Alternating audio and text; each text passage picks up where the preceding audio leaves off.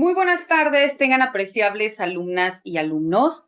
Los saludo con el gusto de siempre la doctora María Catalina y voy a guardar un segundo para que se continúen agregando las y los compañeros a nuestra sala y en base a ello podamos dar inicio el día de hoy con la disertación de nuestra primer sesión virtual de la materia Introducción al Estudio del Derecho. Y por tanto, veo que se conecta el compañero Armando Ocaña. Le pido por favor en la medida de lo posible si me pudiera informar si me ve y si me escucha de manera correcta para que en ese sentido podamos dar inicio con los temas inherentes a nuestra materia. Lo escucho, por favor, si me indica. Hola, hola, muy buenas tardes. Apreciable alumno Armando, ¿me podía informar, por favor, si me ve y si me escucha de manera correcta para que en ese sentido podamos dar inicio con los temas del día de hoy?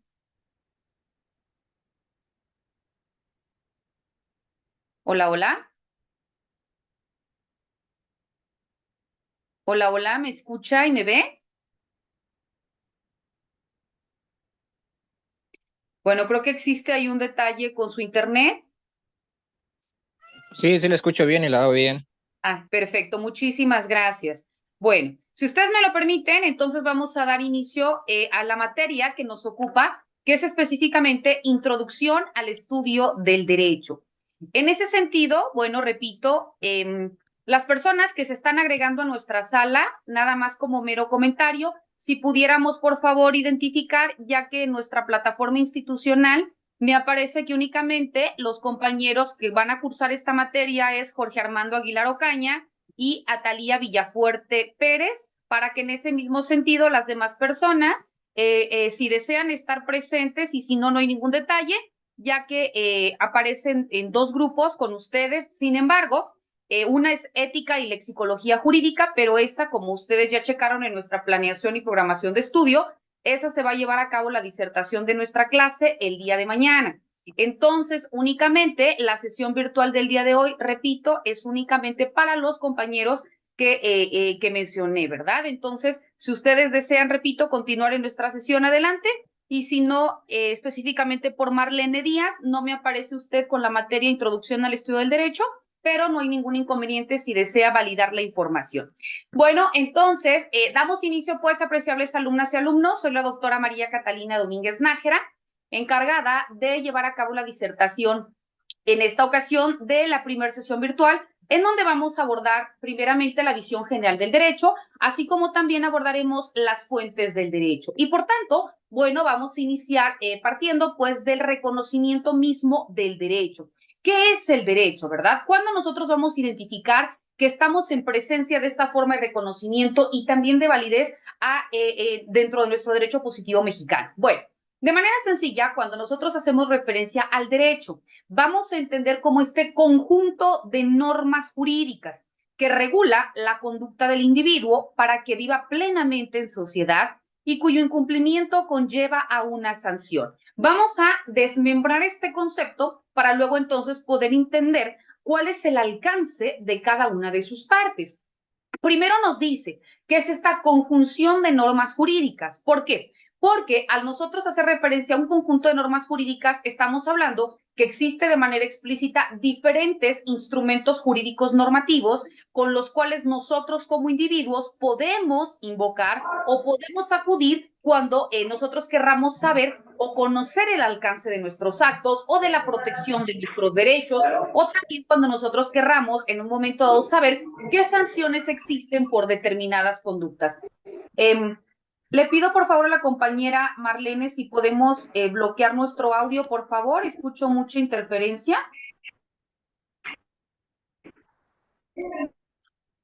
Marlene, ¿puedes bloquear tu audio, por favor? Gracias. Entonces decía, cuando hablamos de este conjunto de normas, ¿por qué? Porque si nosotros vemos nuestro derecho positivo mexicano, ¿cuál se encuentra como primer documento base? Tenemos primeramente a la Constitución y recordemos que a partir de la reforma del 2011, cuando estamos hablando de los derechos humanos, pues también posiciona en igualdad jerárquica a los tratados internacionales para hablar específicamente del principio pro persona, lo que es más favorable atendiendo a nuestra condición de individuos. llámese invocar un instrumento jurídico nacional o incluso un documento jurídico internacional, haciendo valer precisamente que México forma parte de esa comunidad internacional. Esto cuando, por ejemplo, existan normas jurídicas que nos protejan, pero quizás presenten algunas lagunas jurídicas. Entonces, puede que en un momento dado, a nivel internacional, si existe esta protección mucho más amplia, y nosotros, repito, podamos hacer referencia a estas normas jurídicas y la autoridad tendrá que conocerlas o en su defecto tendrá que estudiarlas para que luego entonces resuelva nuestra litis apegada en lo que dicen estos instrumentos. Entonces, por eso, repito, estamos partiendo del conjunto de normas jurídicas, porque podemos hablar de normas jurídicas locales, podemos hablar de nacionales, podemos hablar de internacionales, ¿verdad? Y recordando que también, así como existen específicamente las leyes, tenemos los decretos, tenemos las jurisprudencias, tenemos reglamentos, tenemos acuerdos generales, etcétera, ¿verdad? Que todos estos también forman parte del conjunto de normas jurídicas. Al hablar del conjunto de normas jurídicas, bueno, también tenemos que hacer referencia que son todas aquellas normas que se encuentran vigentes. Y al hablar de las normas vigentes, vamos a hacer referencia a lo que se denomina como derecho positivo mexicano. ¿Por qué es un derecho positivo mexicano? Porque es aquel derecho que se va a aplicar en un tiempo y en un espacio determinado. Y más adelante, cuando estemos hablando de las fuentes del derecho, vamos a explicar cada una de estas que son fuentes formales, fuentes reales y fuentes históricas. ¿Por qué? Porque al hablar del derecho positivo es el que en este momento se aplica. Porque si bien es cierto, puede ser que hace algunos años se aplicaron otras normas jurídicas, ¿verdad? Pero dependiendo de las circunstancias, así como el ser humano evoluciona, pues también las normas jurídicas en ese sentido van a la par, ¿verdad? Nosotros hemos escuchado quizás en las noticias, etcétera, que se reforma, que se deroga, que se abroga o que se crea un instrumento jurídico o una ley, ¿verdad? Entonces, ¿por qué? Porque es parte de este proceso evolutivo. Entonces, por ello mismo, repito, va a ser este conjunto de normas que en este momento existe, está vigente, para que luego entonces se pueda aplicar. ¿Qué más nos dice cuando hablamos de la definición del derecho? Además del conjunto de normas jurídicas, nos dice que regula la conducta del individuo. ¿Qué tan importante es que nosotros entendamos que va a regular la conducta? Porque a veces nosotros pensamos que el derecho rige a las personas o regula a las personas. No. Nosotros como individuos tenemos el libre albedrío, ¿verdad? Es decir, podemos hacer o dejar de hacer determinadas cuestiones. Eso es personalísimo. Sin embargo, lo que nosotros hagamos o dejemos de hacer, eso es lo que el derecho va a regular, es decir, el resultado, ¿verdad? ¿Por qué? Porque si el resultado vulnera el derecho de terceros, entonces va a existir una sanción, siempre y cuando la norma en ese sentido lo establezca. Pero también cuando nosotros realicemos determinada conducta y el derecho lo regule, también en ese sentido va a ser protector o garante. Vemos pues que una de las características de nuestra norma jurídica es imperativo atributiva, ¿verdad? Al mismo tiempo que te confiere derechos, te impone obligaciones. Ejemplo, tú tienes derecho a la vida, a la salud, a la libertad, al patrimonio, etcétera, ¿verdad? Entonces yo te puedo decir, se me ocurre, Armando tiene la libertad, ¿verdad? No sé, la libertad de asociación y reunión. Perfecto. Pero si yo le digo, Armando, tú no te puedes juntar con X persona o tú no te puedes adherir a un partido político X, ¿verdad? Entonces, como yo por un lado te estoy diciendo, yo Estado, te digo que tienes libertad de asociación y reunión y por otro lado te estoy restringiendo. No, entonces aquí te dice, si yo te lo estoy permitiendo como Estado y alguien te lo está coartando o te está impidiendo el uso, goce y disfrute de ese derecho, pues entonces también tú puedes invocar o puedes iniciar un procedimiento dependiendo cuál es el alcance del por qué se te restringe, para luego entonces que el Estado conozca y resuelva en ese sentido, ¿verdad? Ahora bien, si la norma jurídica no lo regula, pues entonces, aunque genere un daño a tercero, recordemos que lo que no está prohibido está permitido. Entonces, simple y sencillamente, pues no va a ser objeto de una sanción. Entonces, regresemos. Repito, la norma jurídica no va a regir a la persona ni va a regular al individuo, simplemente va a regular la conducta, el hacer o el dejar de hacer. Recordemos que cuando nosotros vemos en derecho penal, ¿no? ¿Qué es el delito, verdad? Pues uno de los elementos positivos del delito es la conducta. Y recordemos que la conducta se puede realizar por dos tipos, por acción y por omisión. Cometes por hacer o cometes por omitir, por dejar de hacer. Y si cualquiera de las dos produce un efecto, repito, que genera un detrimento en el bien jurídico tutelado de terceros, entonces va a existir una sanción proporcional y equitativa a la falta cometida. En ese sentido, estamos hablando, pues, de que va a regir, repito, la conducta por un hacer o por un dejar de hacer. ¿Qué más nos dice nuestra definición de derecho? Ya hablamos del primer elemento, que es este conjunto de normas jurídicas.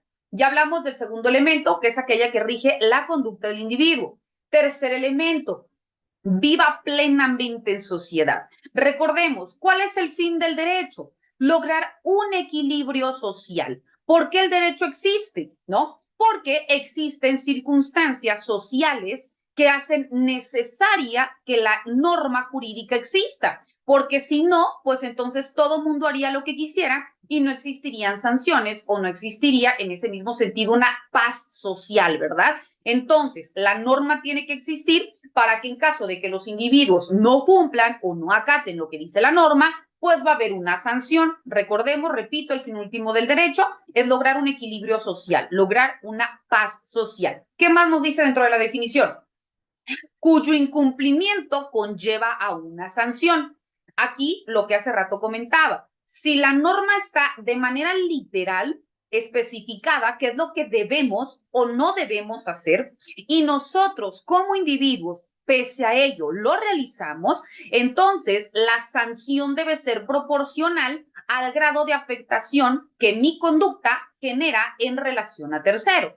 ¿Cuántos de nosotros hemos escuchado? Quizá llega alguno de nuestros clientes y nos dicen, es que yo quiero que lo metan a la cárcel, ¿verdad? ¿Por qué? Porque me robó, se me ocurre, un teléfono celular. Ok, a ver, no todo es prisión, ¿verdad? Van a haber delitos que por su simple y especial naturaleza nos indiquen que pueden salir bajo fianza. Y eso no porque exista un acuerdo entre abogado y alguna de las partes, sino simple y sencillamente porque nuestro Código Penal es muy claro. Nos indica cuáles son los delitos que ameritan pena privativa de la libertad, cuáles son aquellos delitos que en un momento dado puede existir una reparación del daño, en este caso, un pago proporcional al monto de lo que vale el objeto, y en ese sentido, bueno, se va a resarcir, ¿verdad? O mediante la devolución de la cosa y obviamente, no sé, un trabajo en favor de la comunidad o alguna otra circunstancia que en este caso la autoridad estime pertinente, pero vuelvo a repetir, la sanción deberá ser proporcional a la falta cometida. En ese mismo sentido, vemos pues que de manera genérica estamos partiendo, recordemos, de el derecho, ¿no? Tan sencillo como eso, nuestra materia se llama Introducción al Estudio del Derecho. Luego entonces tenemos que partir reconociendo pues qué es el derecho, ¿no? ¿Cuántos de nosotros decimos, pues qué estás estudiando? No, pues estoy estudiando derecho. ¿Pero qué es el derecho? ¿No? Ah, pues es que son las leyes. No, el derecho va más allá. Y ahorita, de manera específica, dentro de esta pequeña definición, analizamos cada uno de los elementos y en ese mismo sentido vemos pues en qué consiste, ¿no? Si bien es cierto, lo contempla el derecho positivo, si bien es cierto, va pegado a la materialización de la conducta, si bien es cierto, también nos rige para que nosotros hagamos o dejemos de hacer determinadas prácticas y que también tiene como punto final, ¿no? La paz social. Ahora bien, ya especificado estos elementos, vemos que en ese mismo sentido existe lo que se conoce como un derecho objetivo y luego entonces existe un derecho subjetivo. Cuando nosotros hacemos referencia primeramente a un derecho objetivo, ¿qué vamos a entender, estimados alumnos y alumnas, como un derecho objetivo? Bueno, de manera específica, vamos a entender como el derecho objetivo al derecho positivo. ¿Por qué? Porque el derecho objetivo no es otra cosa que este conjunto de normas, conjunto de ordenanzas, conjunto de leyes, que en ese mismo sentido nos indican qué es lo que debemos o qué es lo que no debemos de hacer. Es decir, nos imponen una conducta apegada a lo que dice la norma y que en ese sentido todas aquellas personas que su conducto o comportamiento encuadren en lo que de manera literal dice la norma, pues obviamente se les va a aplicar. Porque recordemos también que otra de las características de la norma jurídica es la universalidad. ¿Y qué significa la universalidad? Que la norma jurídica es creada para todos, ¿verdad? Para todos. Si tu conducta encuadra en lo que dice la norma, pues por supuesto que se te va a aplicar. Si tu conducta no encuadra, pues no por ello deja de tener validez esa norma, simplemente no se te aplica. Ejemplo, ¿no? ¿Qué es lo que una de las cuestiones? Ahorita estamos citando, se me ocurre todo lo que el derecho no te permite. Pero bueno, ponemos un ejemplo, ¿verdad? Lo que el derecho sí te permite. Ustedes están haciendo válido en este preciso momento un derecho humano, que es el derecho humano a la educación, ¿verdad? En ese sentido, ustedes optaron por la educación mediante la modalidad en línea. Entonces, están haciendo valer un derecho humano que se encuentra consagrado dentro de nuestro numeral tercero y que obviamente vemos que existe esta responsabilidad de partes para que ustedes den cumplimiento en acudir en las sesiones, en dar cumplimiento en tiempo y forma con las actividades que su servidora les está requiriendo, etcétera, ¿verdad? Para luego entonces obtener un conocimiento y obtener una calificación final que los acredite que ustedes conocen mediante, en este caso, la materia de introducción al estudio del derecho, los temas inherentes a la misma. Repito, están haciendo y el derecho lo regula mediante nuestro Código Civil, primeramente en la Constitución Política, artículo 3 constitucional, y luego entonces también hace el reconocimiento mediante un derecho humano a la educación, ¿verdad? Su servidora también está haciendo valer algo que el derecho nos está permitiendo. Y en mi caso, estoy haciendo valer mi derecho humano al trabajo, ¿verdad? Que también se encuentra reconocido en el artículo, en la Constitución, en el artículo 123 constitucional, en el apartado A, en donde nos hace referencia que es precisamente la transmisión de una actividad o un servicio y que en este sentido tiene como medio de regulación entre patrón-trabajador y que a cambio debe existir una remuneración económica. Entonces vemos que ustedes y su servidora estamos realizando una actividad que se encuentra regulada por el derecho mediante una acción que está permitida y que luego entonces se va a materializar, ¿verdad? Entonces, vemos cómo aquí te puse estos dos ejemplos. Por un lado, mediante el delito de robo, te sitúa qué es lo que no debes hacer, y esto, así como muchos otros ejemplos, y por otro lado también, al mismo tiempo que te limita, que te restringe, que te establece lo que no debes hacer, también te indica qué es lo que sí te está siendo permitido, ¿verdad? Entonces, en estos dos polos es en donde el derecho se te aplica. Y en el mismo sentido que voy a proteger los derechos de Marlene, voy a proteger los derechos de Armando, de María Catalina, etcétera, ¿verdad? Porque recordemos que el derecho humano lo tenemos todos por el simple hecho de ser personas y que los países, independientemente del país en el que se trate, están obligados a proteger, a garantizar y a salvaguardar de la manera más óptima los derechos humanos de las personas. Esto tal cual lo establece la Declaración Universal de los Derechos Humanos. Repito que como mero ejemplo o mero caso hipotético, se creó en 1948 y que luego entonces dio ramificación a la generación de los derechos humanos que tenemos en ese entonces, la primera y la segunda generación, o ya sabemos que existen 5 y 6 generaciones de derechos humanos, pero en ese sentido fue la primera, que es de los derechos civiles y políticos, y luego entonces de los derechos económicos, sociales y culturales, creándose 2 protocolos específicos, ¿verdad? ¿Y por qué cito esto? Porque si a nivel internacional se regula,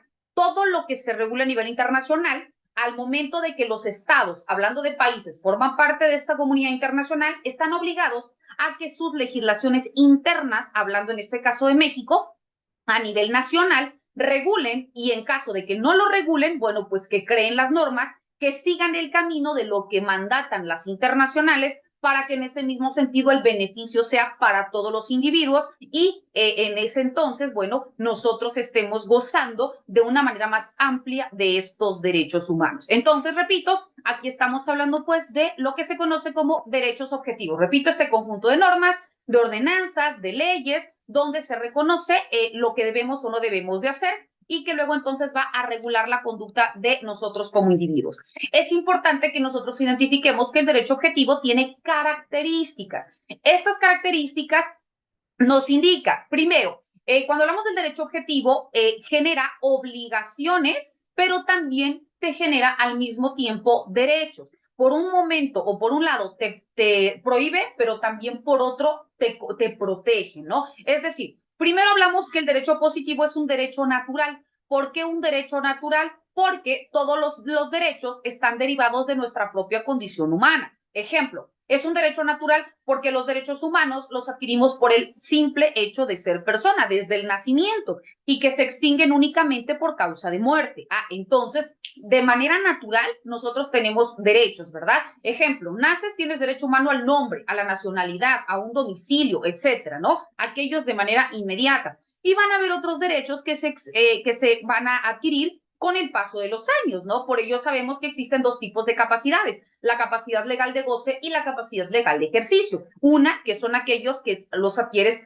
por el simple hecho del nacimiento y otros que los adquieres hasta que tienes una mayoría de edad. Por ejemplo, me dices, bueno, pues tú tienes un derecho humano al patrimonio. Perfecto. Entonces yo quiero comprar una casa, pero tengo 10 años, no puedes, ¿verdad? Porque la ley es muy clara y te indica que únicamente lo pueden realizar cuando tienes una mayoría de edad para que genere estos efectos jurídicos, ¿no? Derechos y obligaciones. O que quiero contraer matrimonio, solamente se puede entre dos personas mayores de 18 años, ¿no? Entonces vemos que existen determinados derechos que no es que el Estado te los restrinja, simplemente que existen ciertas condiciones para que los puedas hacer valer en un tiempo específico, ¿verdad? También nos dice, así como una de las características es el derecho natural, otra de las características es el derecho positivo. ¿Por qué?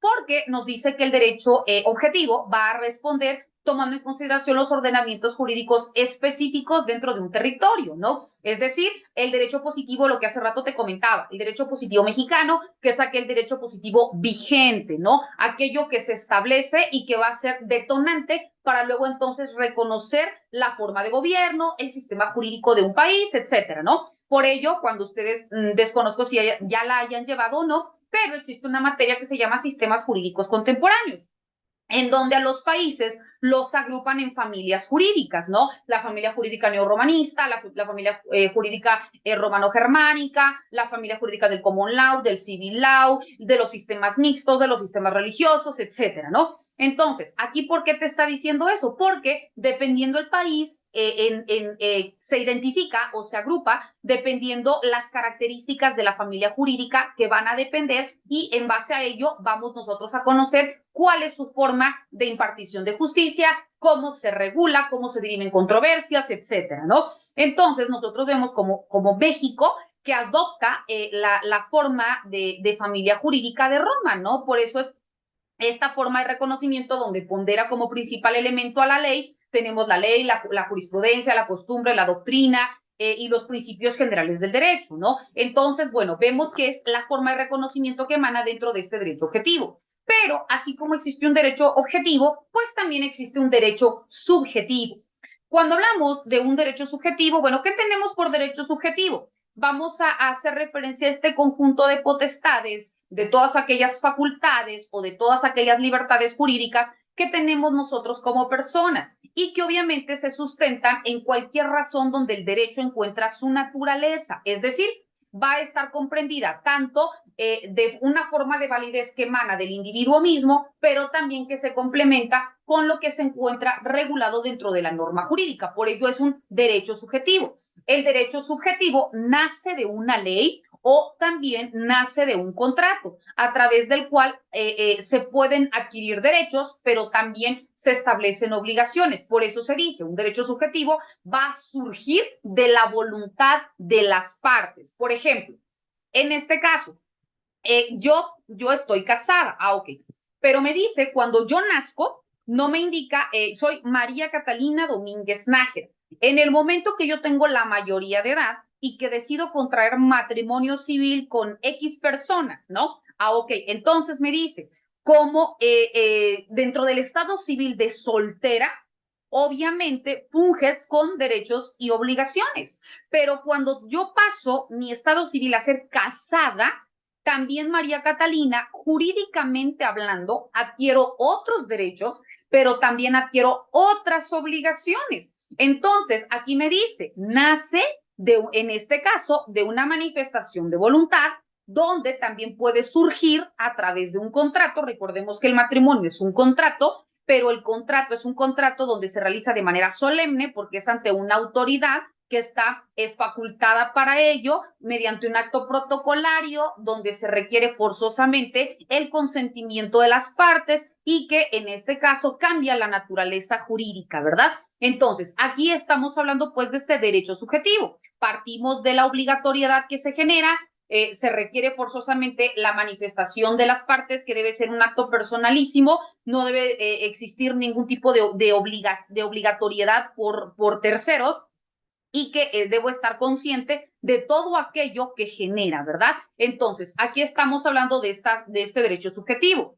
Aquí también nos dice que así como existe un derecho objetivo, existe un derecho subjetivo, también vemos que otro de los elementos, cuando hablamos de derecho, encontramos un derecho natural. El derecho natural es aquel que va a emanar dentro de una forma de reconocimiento de la propia conducta humana.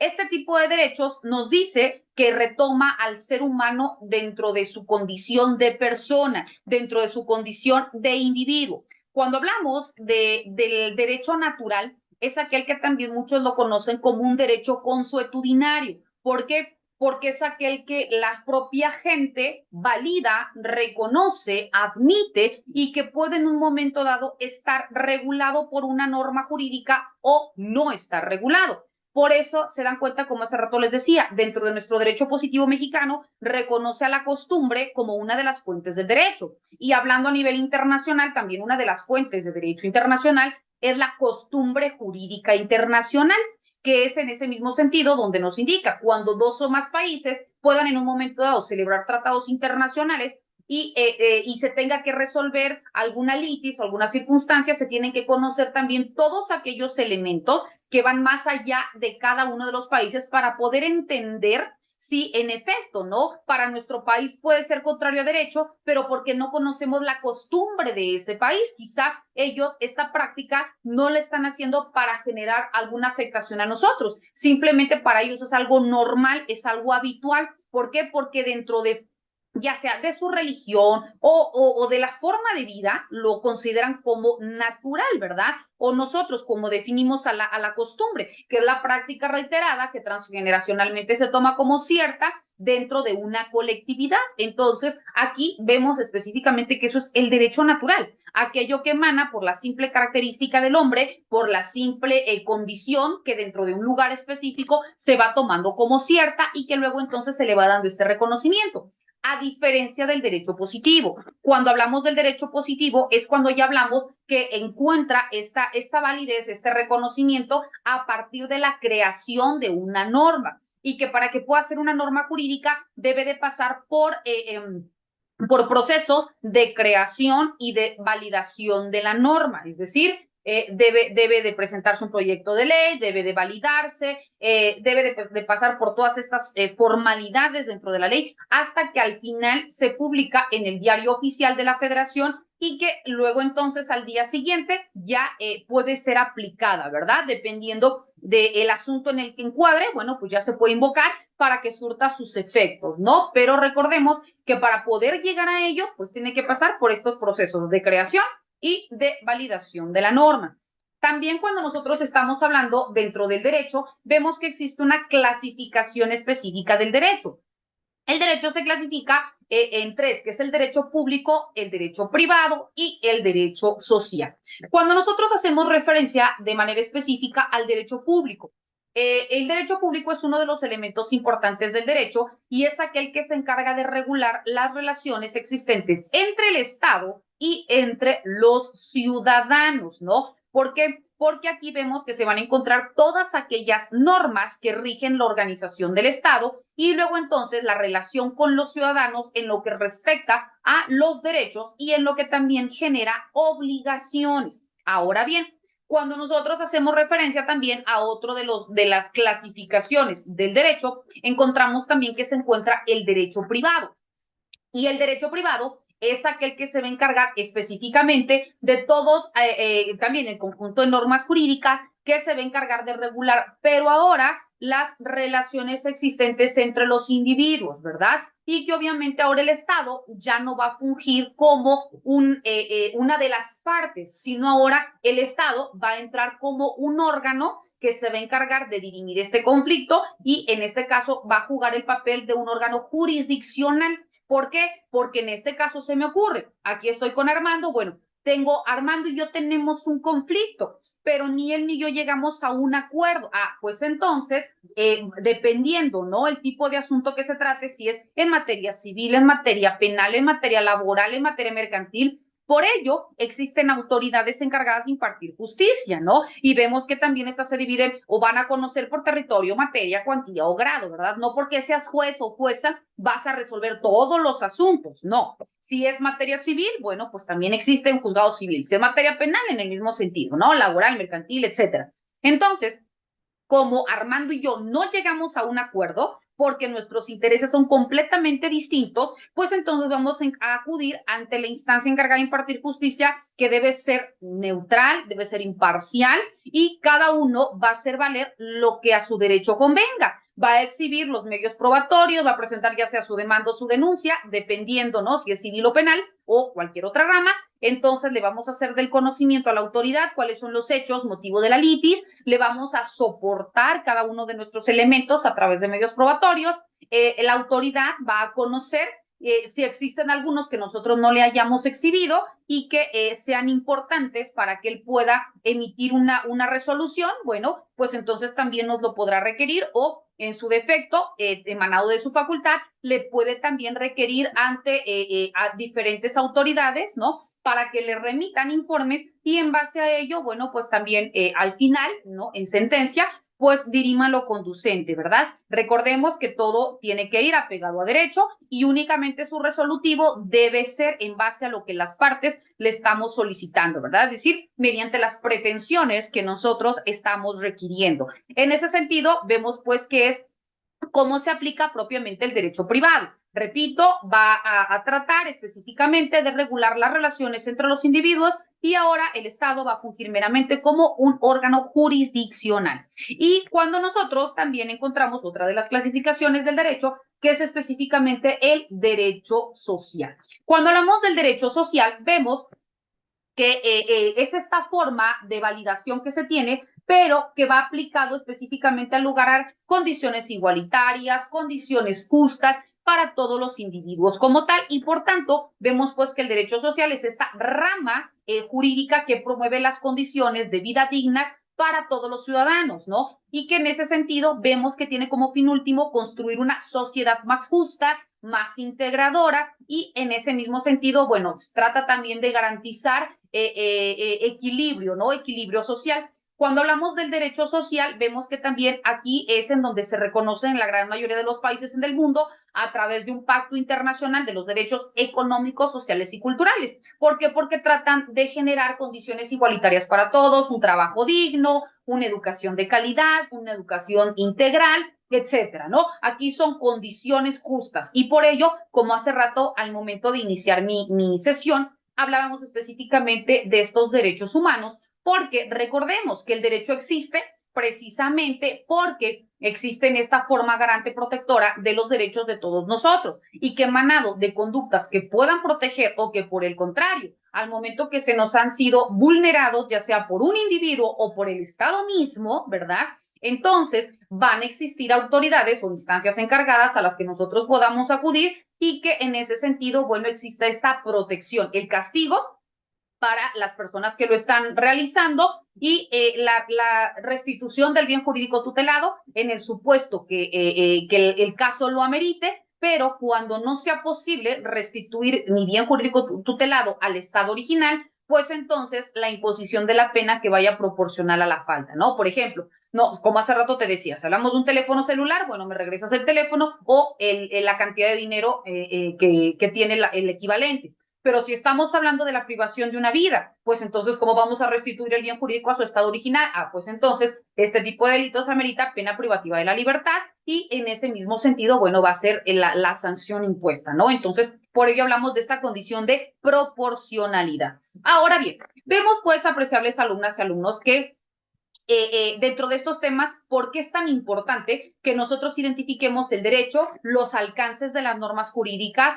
¿Por qué es tan importante que nosotros también sepamos cuál es la función que juega la protección o el alcance de las normas jurídicas, ya sea para que si nosotros nos han sido vulnerados nuestros derechos, sepamos, ¿no? Qué comprende y que en ese mismo sentido nosotros podemos invocarlos para que las autoridades lo apliquen y se nos protejan. O por el contrario, si nosotros como abogados postulantes, ¿no? Viene nuestro cliente y nos solicita nuestros servicios y en ese sentido para su defensa, bueno, pues también los hagamos valer. O también si nos citamos como servidores públicos, también sepamos el papel que jugamos dentro de la resolución de una litis. Hasta aquí, compañera Marlene Armando, ¿está quedando todo claro? ¿Alguna duda? ¿Algún comentario? Para que, si no, entonces damos continuidad con nuestros temas. ¿La escucho? ¿Lo escucho, por favor? Ninguna duda, todo bien. Perfecto. Muchas gracias por dejarme participar cuando no me tocaba la materia.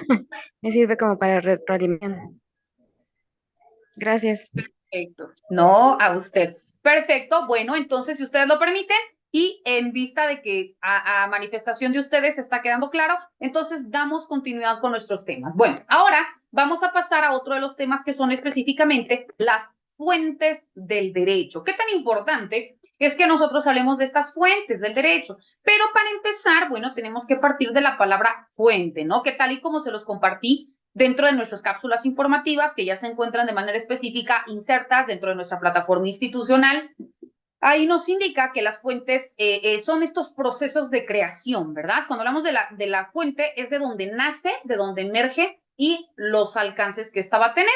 Y cuando hablamos de las fuentes del derecho, pues en el mismo sentido, ¿verdad? Es cómo se crea la norma, por qué se crea, cómo va evolucionando, ¿no? Y cuáles van a ser los aspectos con los que puede incidir, ya sea a nivel municipal, a nivel estatal, a nivel nacional o a nivel internacional. Recordemos que la norma jurídica no nada más es aquella que yo puedo invocar a nivel nacional o internacional, ¿no? Por ejemplo, si me paso un alto, ¿no? ¿Qué pasa? Ah, pues me van a aplicar un reglamento de tránsito, pero el reglamento de tránsito no lo va a crear a nivel nacional ni a nivel estatal. Recordemos que nuestra constitución política también reconoce la autonomía. Una de las características de la norma es que es autónoma, ¿no? Es decir, no depende de nadie, ¿no? A diferencia que si habláramos de la heteronomía. Pero cuando nosotros hablamos de esta condición de independencia, nos dice que es la norma jurídica deberá aplicarse en sentido específico a donde va a tener injerencia. Pero también cuando se cree la norma, te están dando esa facultad para que tú lo puedas crear. ¿Por qué creen ustedes que existe la Constitución Política de los Estados Unidos Mexicanos, ¿no? Que nos va a regir a todos los que vivimos en el territorio mexicano? Pero también existe Constitución Política para cada una de las entidades federativas. Su servidora vive en el estado de Chiapas, ¿no? ¿Y por qué les digo esto? Porque tengo alumnos de Tabasco, de Nuevo León, de etcétera, ¿no? De varios estados. Entonces, en mi caso, existe mi Constitución Política del Estado Libre y Soberano de Chiapas, ¿no? En donde me indica que si existen determinadas circunstancias que se realicen dentro del territorio chiapaneco, pues se va a aplicar esta Constitución, no para dejar sin efecto a la federal, no. Sin embargo, cuando algunas circunstancias no se hayan regulado o especificado de manera amplia dentro de la Constitución Federal, por ello le da la facultad a la del Estado para que lo reconozca y para que lo regule. Si no, imagínense, la Constitución Federal sería tomos de tomos de tomos para poder reconocer las cuestiones particulares de cada entidad federativa. Pero también mi Constitución política, ¿por qué se crea, no? En este mismo sentido, bueno, para que todo lo que se regule o todo lo que se realice, repito, en el estado de Chiapas, pueda tener esta aplicabilidad. ¿Y por qué creen ustedes que así existe un Congreso de la Unión? Ah, porque son los que crean las leyes federales. ¿Y por qué existe un Congreso del Estado? Porque también existen normas estatales. Pero ¿por qué creen ustedes también que existen los municipios, no? Para que también ellos puedan crear normas, no porque ellos lo creen, no. Ellos puedan presentar dentro de su propio cabildo, por ello existe la Comisión de Equidad de Género, la Comisión de Salud, la Comisión de Tránsito Municipal, la Comisión, etcétera, ¿no? Que van a crear estas normas y que en ese sentido, cuando creen los reglamentos, lo van a presentar al Congreso del Estado para que ellos lo analicen y en caso de que lo estimen pertinentes o que se aplique o que lo consideren válidos, bueno, lo aprueban y lo publican en el diario oficial del diario oficial y lo regresan al municipio y para que en ese sentido digan, bueno, a partir de tal fecha ya se va a aplicar, ¿no? ¿Por qué te digo esto? Regreso al ejemplo. El reglamento de tránsito. Me paso un alto en San Cristóbal de las Casas, ¿no? Que es en donde yo vivo. Entonces me vas a imponer la multa que el reglamento de tránsito del municipio de San Cristóbal de las Casas, Chiapas, establece, ¿no? Si me paso el alto en la ciudad de Tuxtla Gutiérrez, Chiapas, pues entonces, aunque yo sea de San Cristóbal, como en el lugar en donde estoy cometiendo la infracción es en otro municipio, pues también cada municipio tiene su propio reglamento de tránsito y me lo tienes que aplicar, ¿verdad? Y así estamos hablando desde lo municipal, desde lo estatal, desde lo federal y en el mismo sentido el derecho internacional. Porque creen ustedes que existe un derecho internacional público y existe un derecho internacional privado, ¿no? ¿Por qué? Porque en ese mismo sentido va a reconocer y va a regular de manera amplia esta forma de validación de la norma jurídica, ¿no? Del derecho. Ahora bien, ¿por qué te digo todo esto? Porque estamos hablando, repito, de estas fuentes del derecho, que son estos procesos de creación de la norma jurídica. Sin embargo, cuando ya vimos que esta norma se crea, es importante decir que las fuentes del derecho se clasifican en tres. ¿Cuáles son estas? Fuentes formales.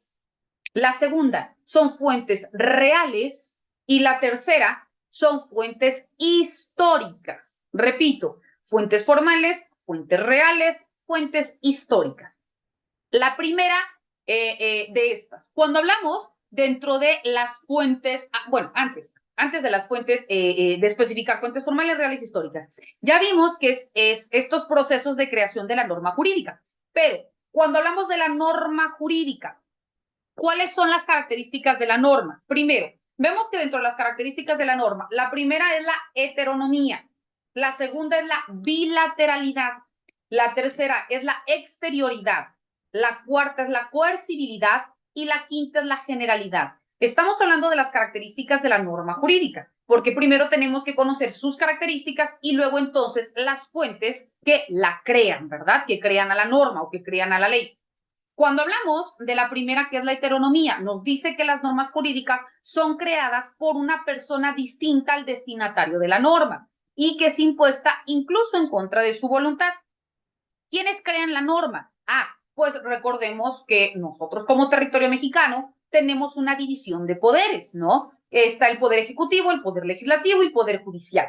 Cuando hablamos del poder ejecutivo, está depositado en un máximo representante que es nuestro presidente de la República. Cuando hablamos del poder legislativo, por ello su nombre, legisla, ¿no? Es decir, crea la norma. Y ahí encontramos a nuestros diputados y a nuestros senadores.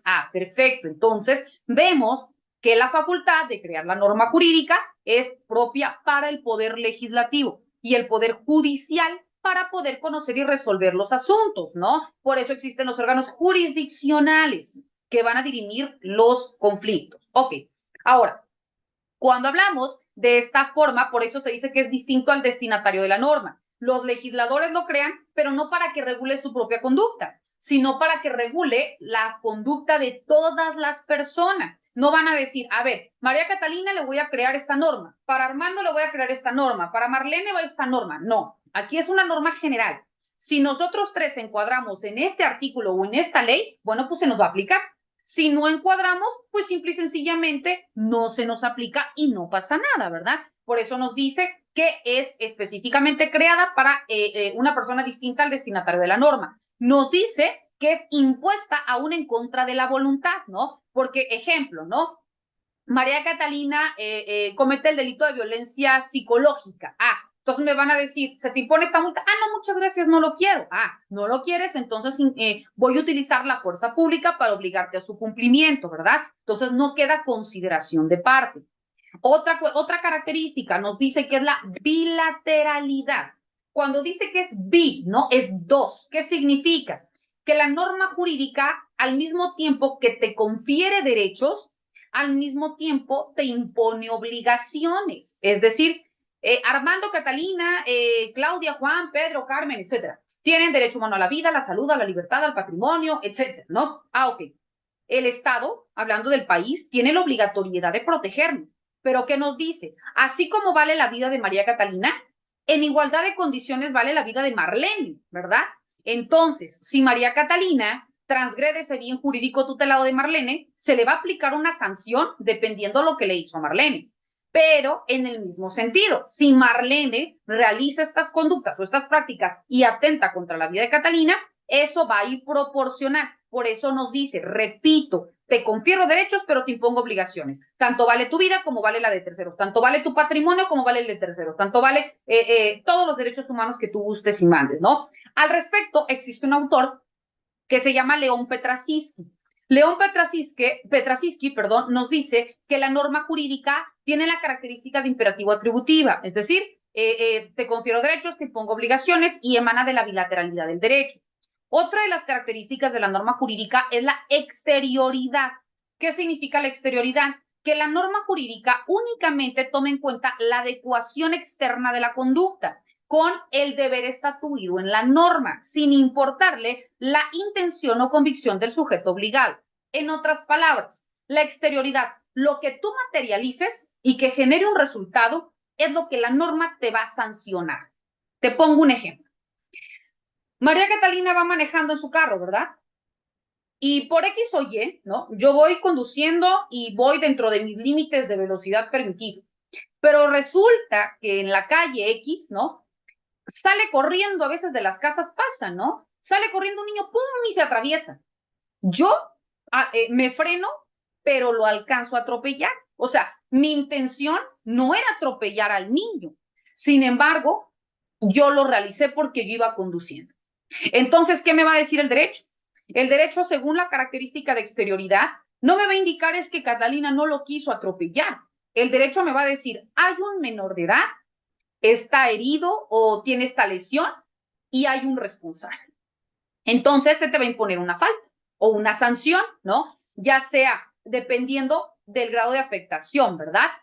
Recordemos que existe dentro del derecho penal, dentro de los elementos del delito, existen los elementos que es la conducta típica, antijurídica, culpable, punible, imputable y las condiciones objetivas de punibilidad, ¿verdad? Y existen lo que se llama delitos dolosos y los delitos culposos, que son aquellos, unos en donde tú tienes la intención de cometer el delito, no es lo mismo que yo venga y aquí está Juan, ¿no? Y yo traigo la pistola y lo quiero matar y pum, le disparo, ¿no? Traigo toda la intención de privarlo de la vida. A diferencia de este supuesto que yo voy manejando en los límites permitidos, no voy bajo los efectos de ninguna droga, ni mucho menos. El niño se sale, lo atropello, pero pues son circunstancias ajenas a mí. Pero tengo que responder, ¿verdad? Porque hay un resultado, hay una adecuación de la conducta externa. Entonces aquí va a ser un delito culposo, es una consecuencia. Quizás como no iba a exceso de velocidad, es decir, iba con los límites establecidos, pues obviamente no lo voy a privar de la vida, pero quizás el niño, no sé, necesita consulta, unas placas, quizás un yeso, un collarín, no lo sé. Entonces, quizás a mí se me imponga una falta de cubrir con los gastos, o no lo sé, dependiendo, ¿verdad? A diferencia, repito, que si yo hubiera ido en estado de ebriedad o que si yo hubiese ido en exceso de velocidad, son circunstancias externas que por supuesto se van a tomar en consideración. Yo no tenía la intención de atropellar al niño, pero hay otras detonantes que son las condiciones objetivas de punibilidad que pueden aumentar la pena o disminuir la pena, ¿verdad? Aquellas circunstancias que se toman en consideración al momento de emitir una sentencia. Bueno, pero eso es otra cuestión. ¿Por qué te digo todo esto? Porque aquí estamos retomando esta característica de la norma. Repito, que es la exterioridad. Al derecho lo que le interesa es la adecuación externa, el resultado. Y en base a ello ya investigo y determino lo conducente, ¿verdad? Otra de las características de la norma jurídica es la coercibilidad. ¿Qué es la coercibilidad?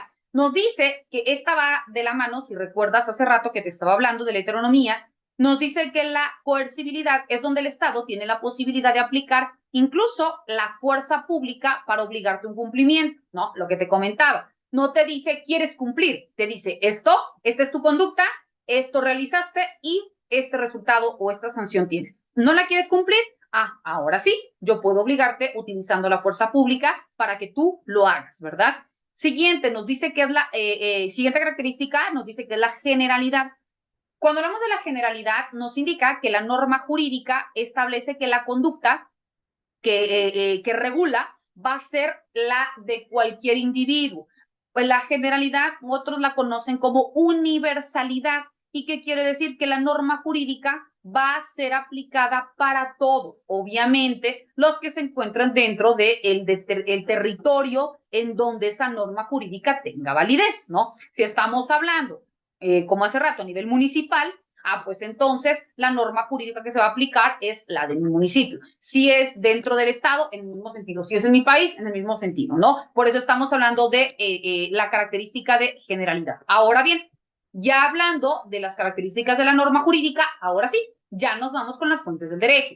Cuando hablamos, repito, de las fuentes, son tres: fuentes formales, fuentes reales, fuentes históricas. La primera de ellas, cuando hablamos de las fuentes reales, nos dice que son todos aquellos factores, son todos aquellos elementos, son todas aquellas circunstancias de tiempo, de modo, o a todos aquellos elementos que están pasando en un tiempo y espacio determinado y que luego entonces son detonantes para que se regule, para que se crea, para que se reforme, para que se derogue o para que se abrogue la ley, ¿no? Es decir, si ahorita estamos, por ejemplo, teniendo estas clases en línea, ¿por qué tenemos estas clases en línea? Porque pues son las que a ustedes se les hace más fácil, ya sea porque trabajan o porque tienen otro tipo de actividades. Entonces ustedes optaron por esta modalidad.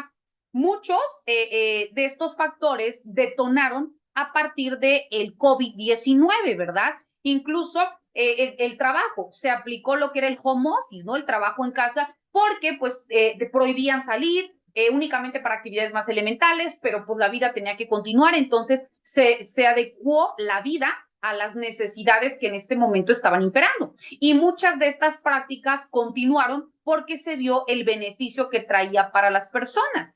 Prueba de ello, ya existían las clases en línea, pero repito, incrementó el porcentaje a raíz de estas cuestiones. ¿Y por qué te tomo este ejemplo? Porque ahí entran las fuentes reales. Lo que lo detonó no fue precisamente porque los legisladores dijeran, vamos a regular la norma jurídica para que no te corran de tu casa y puedas trabajar en tu casa, ¿no? Antes, pues simplemente no llegabas, te descuento, ¿no? 3 faltas, te despido. Ahora, ¿qué te decía? No puedes despedirlo porque estas circunstancias que son ajenas a las personas, que son circunstancias sociales que están afectando o alterando de manera específica la vida del individuo, pues no nada más va a afectar o va a incidir dentro de la vida social, sino también como el individuo, además de ser un ente social, pues por supuesto que tiene que ser su conducta adecuada o regulada conforme a derecho. Entonces, también esto debería impactar dentro de la norma jurídica y, por tanto, se reconoce el trabajo en casa, se reconocen los derechos específicos para las personas a que no existiera este despido como injustificado, a que se validaran un sinfín de circunstancias, ¿no? Incluso dentro de las enfermedades específicamente hablando, infectocontagiosas, bueno, pues también se posicionaba esta, los trabajos no riesgosos, antes un médico, una enfermera, etcétera, pues su actividad no era como un trabajo de riesgo y específicamente por estas circunstancias se detonó en que sí lo fuese, ¿no? O sea, muchas circunstancias en materia legal tuvieron razón de ser o de regular emanadas de unas cuestiones reales, actuales, y que eso fue lo que detonó específicamente la creación de la norma. Entonces vemos pues cómo aquí nos está indicando que las fuentes reales, repito, son todos aquellos factores, todos aquellos elementos que en un momento están existiendo dentro de nuestra colectividad y que en base a ello los legisladores sí o sí tienen que adecuar la norma, ¿verdad? Y en el mismo sentido, también tienen que identificar qué normas ya no se aplican para que también les quiten su valor, es decir, las abroguen, queden sin efecto, ¿verdad? Ahora bien, cuando hablamos de las otras fuentes, son las fuentes históricas. Cuando hablamos de las fuentes históricas, nos dice que son todos aquellos instrumentos jurídicos que, si bien es cierto, hoy en día están fuera de vigor, pero eso no significa que no por ello no tengan importancia. No, por supuesto que la tienen. ¿Por qué? Porque guardan un valor histórico, ya que han servido de base para que nosotros tengamos hoy en día nuestro derecho positivo. Es decir, forzosamente nosotros lo tomamos o lo estudiamos porque a partir de eso lo adoptamos y obviamente fue evolucionando hasta llegar a lo que hoy en día estamos aplicando, ¿no? Por ejemplo, cuando nosotros estudiamos el derecho romano, vemos que existen o que existieron, ¿no? Las 12 tablas, el Código de Hammurabi, el Digesto, etcétera, ¿no? No voy a decir, voy a hacer mi demanda y lo voy a fundar en la tabla número 5. Pues no, ¿verdad? Pero sí lo necesito estudiar porque tengo que ver cómo se crea el derecho civil, el derecho penal, el derecho público, el derecho privado, etcétera, ¿no? Cómo se sancionaba, etcétera. Entonces, por supuesto que sirve de base, pero que obviamente al momento de aplicarlo fue evolucionando y hoy en día pues ya tengo esta clasificación del derecho, ¿no? Y hoy en día se dirimen de estas formas y hoy en día existe este sistema de impartición de justicia, ¿no? Bueno, ahora bien, vemos que existen otras fuentes, que son las fuentes formales. Cuando hablamos de las fuentes formales, son todos estos procesos de creación de la norma jurídica. Y al respecto, uno de los autores, que es Eduardo García Maínez, dentro de su obra Introducción al Estudio del Derecho, nos indica que el derecho mexicano, dentro de su forma de reconocimiento o de validación de la norma jurídica, considera dentro de las fuentes formales a lo que les decía, ¿no? La ley, la jurisprudencia, la costumbre y para algunos autores la doctrina y los principios generales del derecho. Vamos a ir indicando en qué consiste cada uno de ellos. Pero, así como te decía, que las fuentes del derecho se dividen en tres, que son las fuentes reales, fuentes históricas y las fuentes formales. Ya expliqué estas dos. Las fuentes formales, a su vez, se subdividen en dos. Existen las fuentes formales directas y también existen las fuentes formales indirectas. Cuando hablamos de la primera de ellas, las fuentes formales directas. Ya empezó. Compañeros, les pido de favor, ahorita creo que se está integrando Domingo Suárez. Vamos a bloquear su audio y le damos la bienvenida, aunque ya nada más nos quedan 2 minutos de sesión, ya vamos a culminar. Entonces, nada más vamos a ir cerrando con los temas inherentes al día de hoy, por favor. Y recordar que esta sesión ha sido grabada. Con mucho gusto yo la voy a subir a plataforma para que ustedes en el momento que lo deseen pueden validar el contenido. Y nada más les pido de favor si pueden checar si ustedes van a cursar la materia Introducción al Estudio del Derecho, ya que en plataforma únicamente me aparecen 2 personas, que es en este caso Atalía Villafuerte y Armando Caña. Es decir, yo los agregué a Domingo y a Marlene porque me aparecían que estaban esperando la sala, pero no me aparecen dentro de la plataforma. Entonces, no sé si hay un error ahí o no sé qué esté pasando, pero si pudieran checarlo, por favor, y con mucho gusto me lo informan, ¿sale? Entonces, bueno, regresando. Cuando nosotros estamos hablando, ya para ir cerrando, dentro de las fuentes formales directas, las fuentes formales directas nos dice que son aquellas que son puestas en vigor de manera inmediata por la autoridad, es decir, por los legisladores en sus diferentes ámbitos de competencia. Y a su vez, las fuentes formales directas se subdividen en otras 3. ¿Cuáles son estas? Las legisladas, las administrativas y las judiciales. Cuando hablamos de la primera, que son las legisladas, estas, dentro de ellas se encuentra la Constitución, las leyes y los tratados internacionales. Cuando hablamos de las administrativas, dentro de las administrativas encontramos los reglamentos. Y cuando hablamos de las judiciales, dentro de las judiciales encontramos todos aquellos precedentes judiciales y también encontramos los acuerdos generales. Cuando hablamos, ahora bien, de las fuentes formales indirectas, en la siguiente sesión ya vamos a identificar o vamos a explicar en qué consiste cada una de ellas, ¿vale? Aquí únicamente para que ustedes tengan su forma de división. Dentro de las fuentes indirectas, nos dice que es la actividad consciente o, en su defecto, inconsciente de los particulares. Y esta, a su vez, se subdivide en 3, que son las delegadas, las espontáneas y las heredadas. Cuando hablamos de las primeras, que son las delegadas, dentro de estas se encuentran los contratos. Cuando hablamos de las espontáneas, dentro de ellas se encuentra la costumbre. Y cuando hablamos de las heredadas, dentro de esta vamos a encontrar a los principios generales del derecho. Bueno, apreciables alumnas y alumnos, ha sido un placer enorme poder transmitir en el día de hoy estos conocimientos que, como ustedes se pudieron dar cuenta, es una información pues bastante compleja, porque hablar de introducción al estudio del derecho son muchos elementos, pero tratamos de ir desmembrando de una manera pues fácil para que podamos entender de una mejor forma, recordando también que ante cualquier duda, ante cualquier comentario, con muchísimo gusto me lo pueden hacer llegar a través de nuestro grupo de WhatsApp o si lo desean de manera personal también. Vuelvo a repetir, esta sesión ha sido grabada. En el momento que a su servidora le remitan, con mucho gusto yo se las comparto a través de la plataforma institucional, en donde viene la carpeta de actividades. Ahí ustedes van a encontrar la liga. También ya ustedes identifican, aparece la cápsula 1, aparece la cápsula 2, les va a aparecer la cápsula 3 y la cápsula 4, que son todos aquellos elementos y también información que va a complementar lo que nosotros vayamos disertando dentro de nuestras sesiones virtuales. Cualquier duda, repito, estoy para servirles. Muchísimas gracias y nos vemos la siguiente semana. Que tengan excelente día. Bendiciones a todos. Hasta luego. Gracias.